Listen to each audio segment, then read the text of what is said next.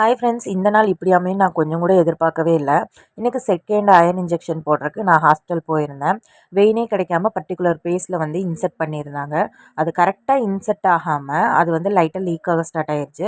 So எனக்கு வந்து கை மரமரத்து போகிற மாதிரி இருந்தது, கை ஒரு மாதிரி பெயின் ஆகிற மாதிரி இருந்தது. உடனே இந்த டாக்டர்கிட்ட சொல்லிட்டேன். ஸோ அவங்க டக்குன்னு ரிமூவ் பண்ணிவிட்டு பார்த்தப்போ லைட்டாக எனக்கு ஸ்வெல்லிங் ஸ்டார்ட் ஆயிடுச்சு. ஸோ அதனால் அவங்க ஸ்டாப் பண்ணிவிட்டு 3 days ஆகட்டும், இப்போ எதுவும் போட வேணாம், நீங்கள் வீட்டுக்கு போய் ஐஸ் கட்டி ஒத்தனை கொடுங்க, அப்புறம் 1 டேக்கு மேலே நம்ம பார்த்துக்கலாம் அப்படின்ட்டாங்க.